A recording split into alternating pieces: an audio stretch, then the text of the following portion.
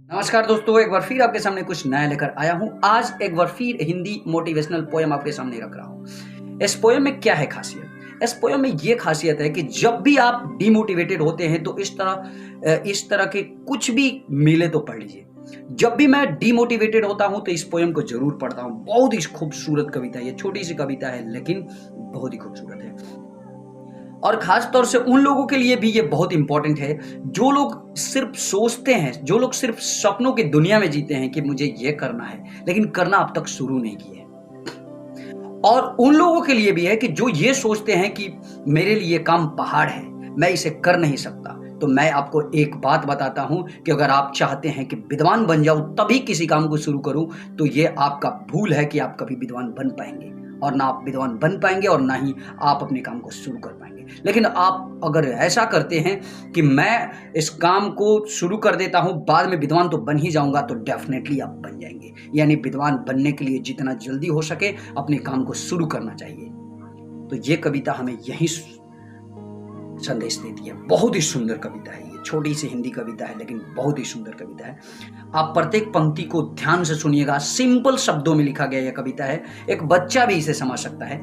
अब राइटर्स का नाम मुझे नहीं पता है कि किसने इसे लिखा। अगर आपको पता होगा तो डेफिनेटली मुझे कमेंट बॉक्स में बताइएगा। चलिए मैं शुरू करता हूं। इसका टाइटल मैं आपको देता हूं। इसका टाइटल है राह में मुश्किल होना। बहुत ही सुंदर है, जितनी तारीफ की जाए उतना ही कम है इस कविता के लिए। फर्स्ट स्टेंजा में कवि लिखता है, राह में मुश्किल होगी हजार, तुम 2 कदम बढ़ाओ तो सही, हो जाएगा हर सपना साकार, तुम चलो तो सही, तुम चलो तो सही। मैंने शुरू में ही आपको बोला था कि यह कविता उन लोगों के लिए भी है जो व्यक्ति अपने काम में अभी सोच रहे हैं, अपने काम को शुरू नहीं किए हैं, सिर्फ सोच रहे हैं, उनके लिए भी है। और जो सपनों की दुनिया में जीते हैं कि मुझे ये करना है लेकिन करना शुरू नहीं किए हैं, उनके लिए भी है।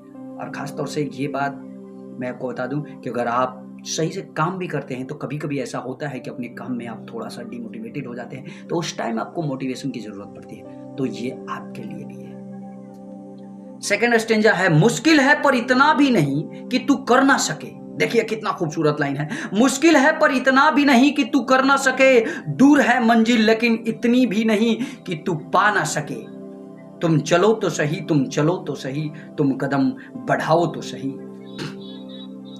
नेक्स्ट स्टेंजा है कि एक दिन तुम्हारा भी नाम होगा, तुम्हारा भी सत्कार होगा, तुम कुछ लिखो तो सही, तुम कुछ आगे पढ़ो तो सही, तुम चलो तो सही, तुम चलो तो सही।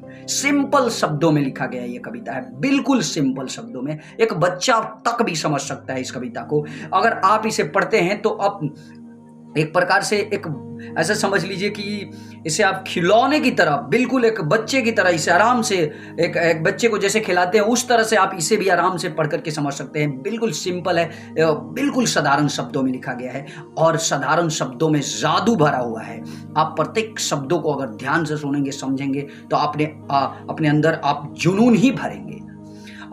अंत में ये भी है, अंत में नहीं है लेकिन सेकंड लास्ट है, सपनों के सागर में कब तक गोते लगाते रहोगे। ध्यान दीजिएगा, सपनों के सागर में कब तक गोते लगाते रहोगे, तुम एक राह ही चुनो तो सही, तुम उठो तो सही, तुम कुछ करो तो सही, तुम चलो तो सही, तुम चलो तो सही, तुम चलो तो सही। अंतिम स्टेंजेस है, कुछ ना मिले तो कुछ सीख जाओगे, जिंदगी का अनुभव साथ ले जाओगे, गिरते पड़ते संभल जाओगे, फिर एक बार तुम जीत जाओगे, फिर एक बार तुम जीत जाओगे, तुम चलो तो सही, तुम चलो तो सही, तुम चलो तो सही। कितनी खूबसूरत कविता है ये। आप इसे बार बार पढ़िए, क्योंकि जब भी मैं डिमोटिवेटेड होता हूं तो इस कविता को पढ़ता हूं। आप भी इस तरह के मोटिवेशन खोज करके कहीं से भी निकाल कर अपने सामने, जहां सोते हैं, जहां पढ़ते हैं, वहां चिपका दीजिए कागज पर लिखकर। दोस्त, हमेशा आपको ये कविता, इस तरह की कोई भी मोटिवेशनल चीज तरोताजा करती रहेगी। नमस्कार, जय हिंद।